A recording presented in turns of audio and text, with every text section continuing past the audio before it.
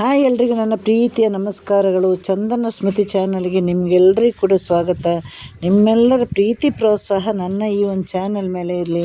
ಹಾಗೆ ಲೈಕ್ ಕೊಡಿ, ಕಮೆಂಟ್ ಮಾಡಿ, ಸಬ್ಸ್ಕ್ರೈಬ್ ಕೂಡ ಮಾಡಿ.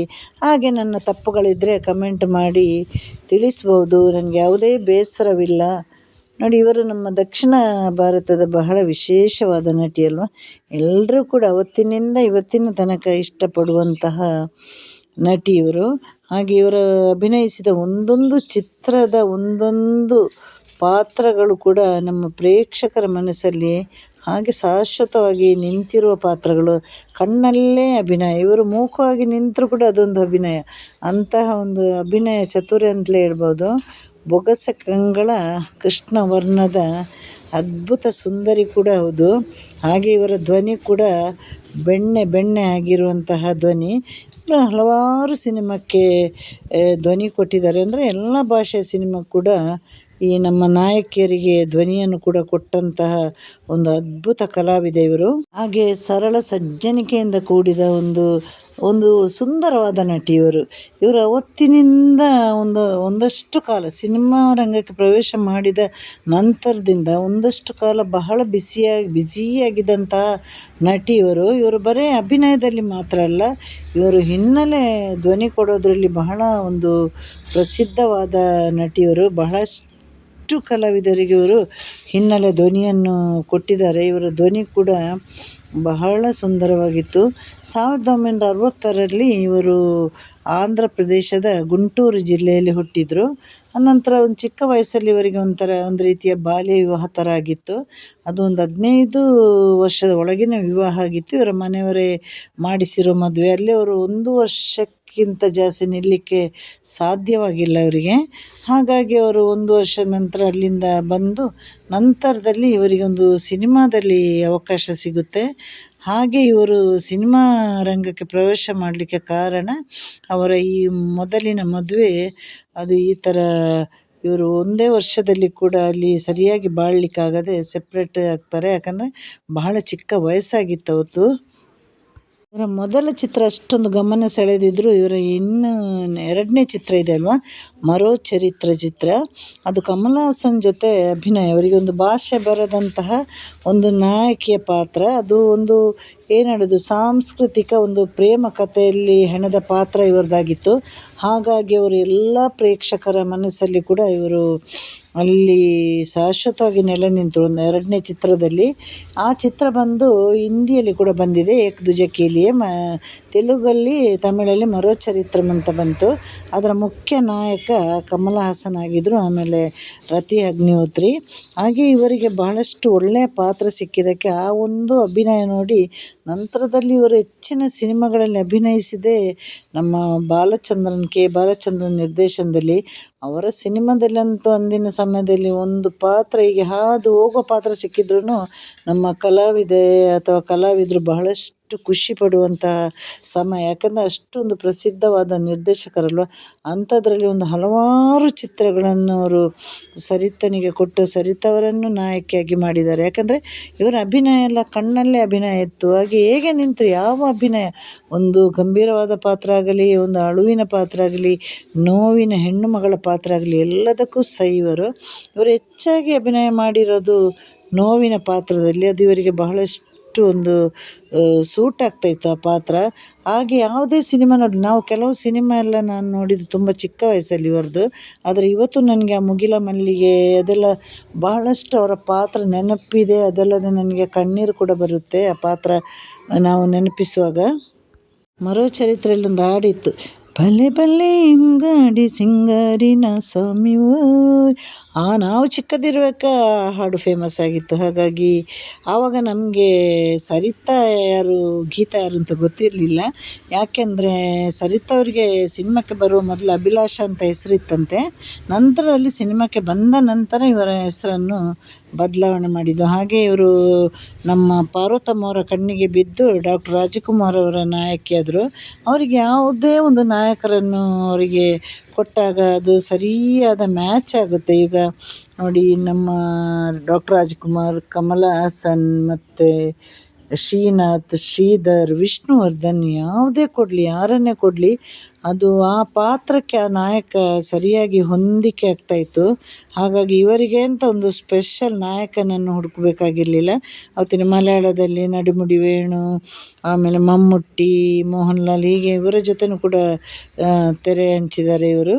ಅಲ್ಲೂ ಹಾಗೆ ಮಲಯಾಳದಲ್ಲೂ ಕೂಡ ಒಳ್ಳೊಳ್ಳೆ ಸಿನಿಮಾದಲ್ಲಿ ಅಭಿನಯ ಮಾಡಿದ್ದಾರೆ. ಅದಲ್ಲದೆ ಇವರು ಆಯ್ಕೆ ಮಾಡೋ ಪಾತ್ರಗಳು ಹಾಗಿತ್ತು. ಅದಕ್ಕಾಗಿ ಇಷ್ಟು ಒಳ್ಳೆ ಸಿನಿಮಾದಲ್ಲಿ ಅಭಿನಯ ಮಾಡಲಿಕ್ಕೆ ಕಾರಣ. ಯಾಕಂದರೆ ಎಲ್ಲ ತೆಗೆದ ಎಲ್ಲ ಸಿನಿಮಾಗಳು ಚೆನ್ನಾಗಿರಬೇಕು ಅಂತ ಇಲ್ಲ, ನಾವು ಮಾಡಿದ ಅಡುಗೆ ಕೂಡ ಎಲ್ಲವೂ ಚೆನ್ನಾಗಿರಬೇಕು ಅಂತ ಇಲ್ಲ.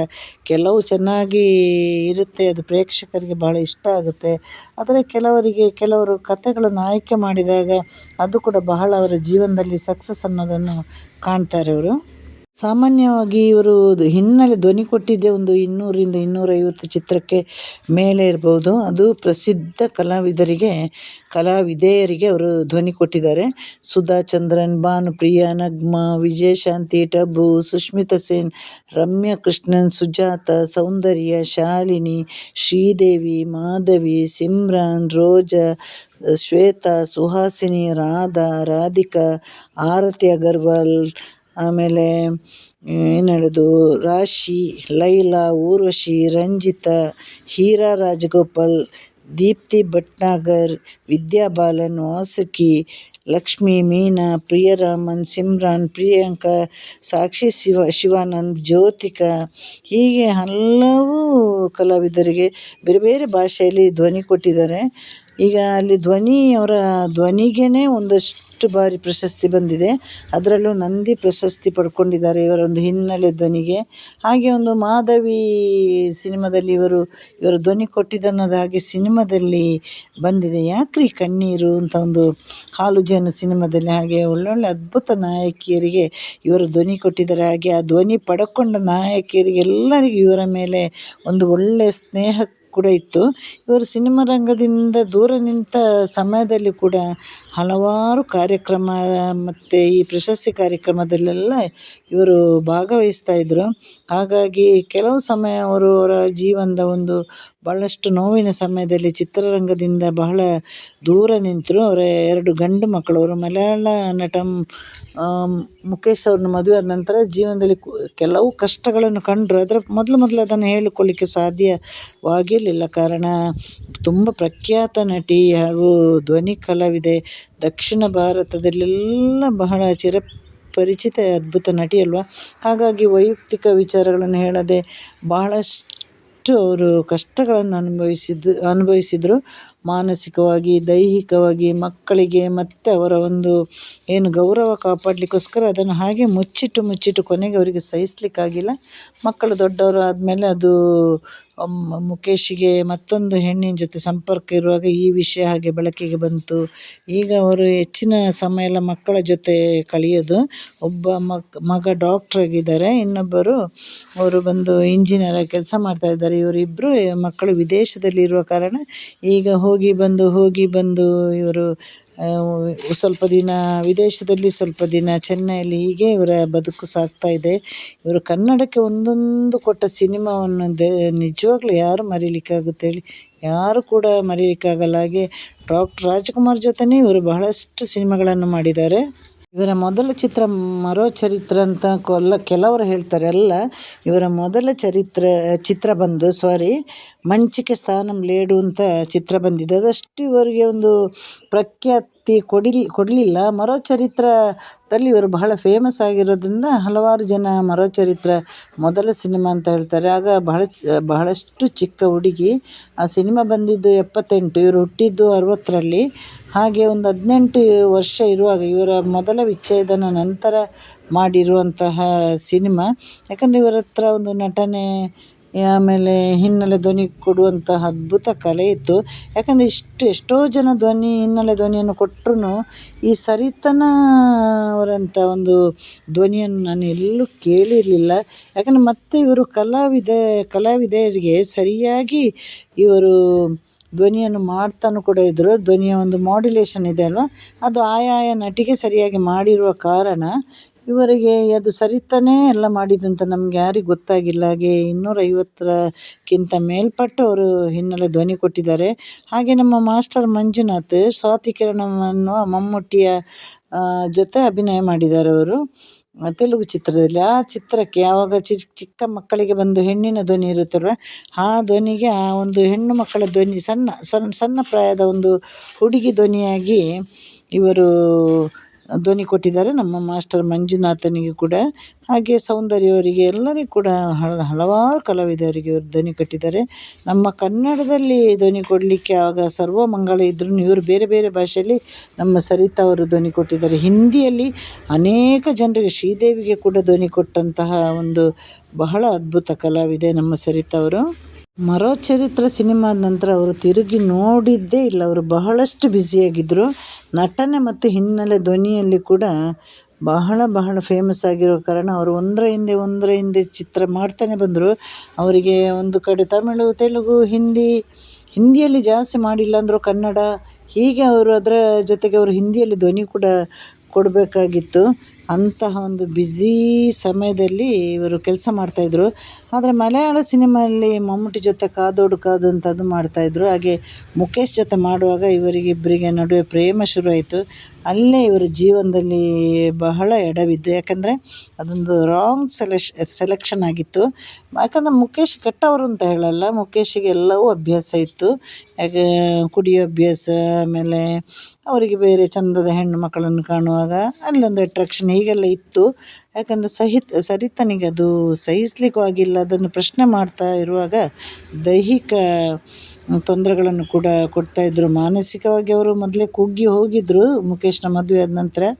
ಆಮೇಲೆ ದೈಹಿಕವಾಗಿ ಅವರು ನೋವನ್ನು ಅನುಭವಿಸಿದ ನಂತರ ಅವರು ಸಹಿಸಲಿಕ್ಕಾಗದೆ ಅದರಿಂದ ಹೊರ ಬಂದಿದ್ದು. ಯಾಕಂದರೆ ಚಿತ್ರರಂಗ ಅವರನ್ನು ಎಲ್ಲೋ ಇಟ್ಟಿದ್ದರು. ಅಂಥವರನ್ನು ಒಂದು ಸಣ್ಣ ಇಂಥ ವಿಷಯಗಳು ಬಂದಾಗ ಬೇಗನೆ ಜನಗಳು ಕೆಳಗಡೆ ಇಳಿಸಿಬಿಡ್ತಾರಲ್ವ, ಹಾಗೆ ಅದನ್ನು ಮುಚ್ಚಿಟ್ಟು ಜೀವನ ಮಾಡಿ ಅಭಿನಯ ಮಾಡ್ತಾ ಹೀಗೆ ಅವರ ಬದುಕು ಸಾಗ್ತಾಯಿತ್ತು. ಅಂಥ ಸಮಯದಲ್ಲೇ ಇವರು ಇನ್ನೊಬ್ಬರು ಡ್ಯಾನ್ಸರನ್ನು ಮದುವೆ ಆದರು. ನಂತರದಲ್ಲಿ ಅವರು ಈ ಥರ ಪೂರ್ತಿಯಾಗಿ ಡಿವೋರ್ಸ್ ಹಿಂದೆ ಹೋಗಬೇಕಾಯಿತು. ಇವರ ಕನ್ನಡ ಚಿತ್ರಗಳ ಹೆಸರು ಕೇಳಿದರೆ ಎಲ್ರಿಗೂ ಕೂಡ ಒಂಥರ ರೋಮಾಂಚನ ಆಗುತ್ತಲ್ಲ. ಭಕ್ತ ಪ್ರಹ್ಲಾದ, ಹೊಸ ಬೆಳಕು, ಚಲಿಸುವ ಮೋಡಗಳು, ಕಾಮನ ಬಿಲ್ಲು, ಎರಡು ರೇಖೆಗಳು, ಮುಗಿಲ ಮಲ್ಲಿಗೆ ಹಾಗೂ ಬ್ರಹ್ಮಗಂಟು. ಶ್ರೀನಾಥ್ಗೆ ಮತ್ತು ಸರಿತನಿಗೆ ಕೂಡ ಒಳ್ಳೆಯ ಒಂದು ಜೋಡಿ ಅಲ್ವಾ. ಮಲಯ ಮಾರುತ, ವಿಷ್ಣುವರ್ಧನ್ ಜೊತೆ ಹೀಗೆ ಅತ್ಯುತ್ತಮ ಚಿತ್ರಗಳಲ್ಲಿ ಕನ್ನಡದಲ್ಲಿ ಅಭಿನಯ ಮಾಡಿದ್ದಾರೆ. ಹಾಗೆ ಇನ್ನೊಂದು ವಿಶೇಷ ಅಂದರೆ ಇವರಿಗೆ ಅಭಿನಯ ಮಾಡುವಾಗ ಕನ್ನಡದಲ್ಲಿ ಒಳ್ಳೊಳ್ಳೆ ಹಾಡುಗಳು ಕೂಡ ಸಿಕ್ಕಿದೆ ಅವರಿಗೆ. ನಮ್ಮ ಪುನೀತ್ ಅವರು ಸರಿತಾ ಜೊತೆ ಅಭಿನಯ ಮಾಡುವಾಗ ಅಪ್ಪನಿಗೆ ಹೇಳ್ತಾ ಇದ್ರಂತೆ, ಬೇಡ ನಮಗೆ ಆ ಮಮ್ಮಿ ಬೇಡ, ಕಪ್ಪಿದ್ದಾರೆ, ಸರಿತಾ ಅವರು ಮಮ್ಮಿಯಾಗಿ ಬರೋದು ಬೇಡ ಅಂತ. ಚಿಕ್ಕ ವಯಸ್ಸಲ್ವಾ, ಹಾಗಾಗಿ ಆ ಥರ ಒಂದು ತಮಾಷೆಯು ಕೂಡ ನಡೆದಿತ್ತು. 1980ರಲ್ಲಿ ಸುಜಾತ ಚಿತ್ರಗಳಲ್ಲಿ ಒಂದು ಕ್ಯಾನ್ಸರ್ ಪೀಡಿತ ಹೆಣ್ಣಿನ ಪಾತ್ರ ಮಾಡಿದರು. ಅದಕ್ಕೆ ಅವರಿಗೆ ತಲೆ ಬೋಳಿಸ್ಕೊಂಡು ಮಾಡಿದಂತಹ ಒಂದು ಪಾತ್ರ. ಈಗೆಲ್ಲ ಕ್ಯಾನ್ಸರ್ ಪೀಡಿತ ಸಿನಿಮಾದಲ್ಲಿ ಅಭಿನಯ ಮಾಡ್ತಾಯಿದ್ದಾರೆ. ಸರಿತನ ಅಭಿನಯ ನೀವು ನೋಡಬೇಕು. ಹಾಗೆ 2005ರಲ್ಲಿ ಕೂಡ ಅಷ್ಟೇ ಅವರು ಮನೋವಿಕೃತಿ ಹೆಣ್ಣಿನ ಪಾತ್ರ ಮಾಡಿದರು. ಅನಂತರ ಕಾದೋಡು ಕಾದು ಮಲಯಾಳಮಲ್ಲಿ ಅದರಲ್ಲಿ ಎಷ್ಟೆಷ್ಟು ಒಳ್ಳೆಯ ಹಾಡುಗಳಿದೆ. ಇದರೆಲ್ಲ ಅವರಿಗೆ ಬಹಳ ಒಂದು ತುಂಬ ಇನ್ನಷ್ಟು ಪ್ರಸಿದ್ಧಿ ಪಡೆದದ್ದು ಈ ಚಿತ್ರಗಳ ಮೂಲಕ. ಹಾಗೆ ಅದಕ್ಕೆ ಒಳ್ಳೆ ಪ್ರಶಸ್ತಿ ಕೂಡ ಬಂದಿದೆ ಈ ಚಿತ್ರಕ್ಕೆಲ್ಲ. ಇದರಲ್ಲಿ ಕೂಡ ಹಾಗೆ ಒಳ್ಳೆ ಹಾಡುಗಳಿದೆ. ಇವರ ಅಭಿನಯ ಯಾವುದರಲ್ಲೆಲ್ಲ ಮಾಡಿದ್ದಾರೆ ಎಲ್ಲದರಲ್ಲೂ ಕೂಡ ಒಳ್ಳೆಯ ಹಾಡುಗಳು ಸಿಕ್ಕಿದೆ ಇವರಿಗೆ. ಈ ಜೀವನದಲ್ಲಿ ಬಹಳಷ್ಟು ಏರುಪೇರಾದಾಗ ಅವರು ಬಹಳಷ್ಟು ದೊಡ್ಡ ಗ್ಯಾಪ್ ತಗೊಂಡ್ರು. ಅದರ ನಂತರ ಮದುವೆಯಾಗಿ ಮಕ್ಕಳಾದ ನಂತರ ಇವರು ಪೋಷಕ ಪಾತ್ರಗಳಲ್ಲೆಲ್ಲ ಅಭಿನಯ ಮಾಡಿದ್ದಾರೆ. ಆದರೆ ನಂತರ ಇವರ ಜೀವನದಲ್ಲಿ ನೋವುಗಳು ತುಂಬಿಕೊಂಡು ಬಂದ ನಂತರ ಇವರು ಬಹಳಷ್ಟು ಗ್ಯಾಪ್ ತಗೊಂಡ ನಂತರದಲ್ಲಿ ಒಂದು ಒಳ್ಳೆಯ ಪಾತ್ರದಲ್ಲಿ ಅಭಿನಯ ಮಾಡಿದರು. ಶಿವಕಾರ್ತಿಕೇಯನ್ ಅಭಿನಯದ ಒಂದು ಮಾವಿನ ಸಿನಿಮಾದಲ್ಲಿ ಅಭಿನಯ ಮಾಡಿದ್ದು. ಅದು 2023ರಲ್ಲಿ. ಅದು ಕೂಡ ಒಂದು ಒಳ್ಳೆಯ ಪಾತ್ರ ಆಗಿತ್ತು. ಈಗ ಹೆಚ್ಚಾಗಿ ಅವರು ಮಗನ ಜೊತೆನೇ ಇರೋದು. ಅವರಿಬ್ಬರು ಕೂಡ ವಿದೇಶದಲ್ಲಿ ಇರುವ ಕಾರಣ ಅವ್ರಿಗೆ ಒಳ್ಳೆಯ ಒಂದು ಬದುಕಿದೆ. ಈಗ 2ನೇ ಪತ್ನಿಯನ್ನು ಕೂಡ ನಮ್ಮ ಮುಖೇಶ್ ಅವರಂದರೆ ಸರಿತಾ ಅವರ ಪತಿ, ಅವರನ್ನು ಕೂಡ ಅವರು ಕೂಡ ವಿಚ್ಛೇದನ ಮಾಡಿ ಹೋಗಿರೋದು. ಅವರಿಗೆ ಕೂಡ ಇದೇ ರೀತಿಯ ಕಷ್ಟಗಳು ಬಂದ ಕಾರಣ ಅವರಿಗೆ ಕೂಡ ಮುಖೇಶ್ ಬೇಡವಾಯಿತು. ಹಾಗೆ ಮುಖೇಶ್ ಅವರು ಒಂಟಿಯಾಗಿ ಬದುಕ್ತಾರೆ. ಆದರೆ ಮತ್ತೆ ಸರಿತಾ ಅವರು ಮುಖೇಶ್ ಅವರು ಒಂದಾಗ್ತಾರೋ ಗೊತ್ತಿಲ್ಲ ನಮಗೆ. ಯಾಕಂದರೆ ಮಕ್ಕಳನ್ನು ಭೇಟಿ ಆಗ್ತಾನೆ ಇರ್ತಾರೆ ಮುಖೇಶ್ ಅವರು. ಆ 2 ಮಕ್ಕಳು ಕೂಡ ಮುಖೇಶ್ ಅವರಲ್ವ, ಅವರ ತಂದೆ ಸರಿತಾ ಅವರ ಪತಿ ಮುಖೇಶ್ ಅವರಾಗಿರೋ ಕಾರಣ ಆ ಮಕ್ಕಳ ಜೊತೆ ನಿಕಟವಾದ ಸಂಪರ್ಕ ಮುಖೇಶ್ ಅವರಿಗಿದೆ. ಮಲಯಾಳಂ ಚಾನಲೆಲ್ಲ ತಂದೆ ಮಕ್ಕಳನ್ನು ಒಟ್ಟಿಗೆ ಕೂಡ ಕಾಣ್ಬೋದು. ಮತ್ತು ಇವರ ಪತಿ ಪತ್ನಿಯರ ಕತೆ ಇವಾಗ ನನಗೆ ಗೊತ್ತಿಲ್ಲ ಅದೇನಾಗಿದೆ ಅಂತ. ಡಿವೋರ್ಸ್ ಅಂತ ಆಗಿದೆ. ಡಿವೋರ್ಸ್ ಆದ ಎಷ್ಟೋ ಜೋಡಿಗಳು ಮತ್ತೆ ಒಂದಾಗಿದ್ದು ಇದೆ. ಮತ್ತೆ ಒಂದಾಗಲಿ ಅಂತ ನಮ್ಮದು ಕೂಡ ಆಸೆ. ಯಾಕೆಂದರೆ 2ನೇ ಪತ್ನಿ ಕೂಡ ವಿಚ್ಛೇದನ ಕೊಟ್ಟು ಹೋಗಿದ್ದಾರೆ ಮುಖೇಶ್ ಅವರಿಗೆ. ಅವರು ಒಳ್ಳೆಯ ಒಂದು ವ್ಯಕ್ತಿತ್ವ ಇರುವ ಮನುಷ್ಯ. ಕೆಲವು ಮನುಷ್ಯನಿಗೆ ಕೆಲವು ವೀಕ್ನೆಸ್ಗಳು ಇರುತ್ತಲ್ಲ, ಅದೇ ರೀತಿಯ ವೀಕ್ನೆಸ್ ನಮ್ಮ ಮುಖೇಶ್ ಅವರಿಗಿತ್ತು. ಹಾಗಿರುವಾಗಲೇ ನೋಡಿ ಈ ದಾಂಪತ್ಯ ಬದುಕಲ್ಲಿ ಹೊಂದಾಣಿಕೆ ಆಗೋದಿಲ್ಲ. ಹಾಗಾಗಿ ಸಹಿಸುವಷ್ಟು ಸರಿತಾ ಅವರು ಸಹಿಸಿದ್ದಾರೆ. ಕೊನೆಯಲ್ಲಿ ಬಿಟ್ಟು ಹೋಗಿರೋದವರು. ತುಂಬ ಸಿನಿಮಾಕ್ಕೆ ಪ್ರಶಸ್ತಿ ಬಂದಿದೆ ಇವರಿಗೆ. ಹೊಸ ಬೆಳಕು, ಒಂಡಿ ಚಕ್ರಂ, ಮುಗಿಲ ಮಲ್ಲಿಗೆ, ಮೌನಗೀತೆ, ಸಂಕ್ರಾಂತಿ, ಹಾಗೆ ತೀರ್ಪುಗಾರರಾಗಿ ಅದರಲ್ಲೂ ಪ್ರಶಸ್ತಿ ಬಂದಿದೆ. ಮತ್ತು ಇವರಿಗೆ ವಾಯ್ಸ್ ಕೊಡೋದ್ರಲ್ಲಿ ಅದರಲ್ಲೂ ಕೂಡ ಪ್ರಶಸ್ತಿಯನ್ನು ಪಡ್ಕೊಂಡಿದ್ದಾರೆ ಇವರು. ತುಂಬ ಪ್ರಶಸ್ತಿ ಬಂದಿದೆ ಇವರಿಗೆ. ಈಗ ಇಂಡಿಯಾ ವಿದೇಶ ಅಲ್ಲದೆ ಅವರು ಸ್ವಲ್ಪ ಆಧ್ಯಾತ್ಮಿಕ ಕಡೆ ಅವರ ಒಲವು ಹೋಗಿದೆ. ಯಾಕಂದರೆ ವಯಸ್ಸಾಗ್ತಾ ಮನುಷ್ಯನು ಆಧ್ಯಾತ್ಮಿಕ ಕಡೆ ವಾಲೋದು ಸಹಜ. ಆದರೆ ಎಲ್ಲೋ ಇರುತ್ತೆ, ಎಷ್ಟು ನೋವಾದ್ರೂ ಪತಿಯನ್ನು ವಿಚ್ಛೇದನ ಮಾಡಿದ ಮೇಲೆ ಸಹಜವಾಗಿ ನೋವಿರುತ್ತಲ್ವ, ಆ ನೋವಿಂದ ಹೊರಬರಲಿಕ್ಕೆ. ಯಾಕಂದರೆ ಪತಿಯನ್ನು ಬಿಟ್ಟಾಗ ಇನ್ನೊಬ್ಬರು ಜೊತೆಯಲ್ಲಿದ್ದಾರೆ ಅಂತ ಇವರಿಗೆ ಸಮಾಧಾನ ಇತ್ತು. ಈಗ ಅವರು ಕೂಡ ಜೊತೆ ಇಲ್ಲದೆ ಪತಿ ಕೂಡ ಒಬ್ಬರೇ ಜೀವನ ಮಾಡುವಾಗ ಏನಾದರೂ ನೋವು ಇರುತ್ತೆ. ಹಾಗಾಗಿ ಬಹಳಷ್ಟು ಆಧ್ಯಾತ್ಮಿಕ ಕಡೆ ಒಲವು ತೋರಿಸಿದ್ದಾರೆ ಎಂಬ ಒಂದು ಸುದ್ದಿ ಕೂಡ ಇದೆ. ಹಾಗೆ ಕನ್ನಡದಲ್ಲಿ ಎಂತೆಂಥ ಹಾಡಿಗೆ ಇವರು ನಟನೆ ಮಾಡಿದಾರಲ್ವ. ಗಂಗೆಯ ಧರೆಯಲ್ಲಿ ಎಂದೆಂದು ನನ್ನವರು, ನೀವೆಂದು ನನ್ನವರು, ಕಣ್ಣು ಕಣ್ಣು ಕಲಿತಾಗ ಚಂದಿರ ತಂದ ಹುಣ್ಣಿಮೆ ರಾತ್ರಿ. ಆಮೇಲೆ ಇದೊಂದು ಒಳ್ಳೆ ಹಾಡು ಅವರ ಅಭಿನಯದ. ನಗುವ ನೀನು ಅದರ ನೋವು ನಾನು. ವಿಷ್ಣುವರ್ಧನ್ ಜೊತೆ ಎಲ್ಲೆಲ್ಲೂ ಸಂಗೀತವೇ. ಡಾಕ್ಟರ್ ರಾಜ್ಕುಮಾರ್ ಜೊತೆ ನೀನಾದೆ ಬಾಳಿಗೆ ಜ್ಯೋತಿ.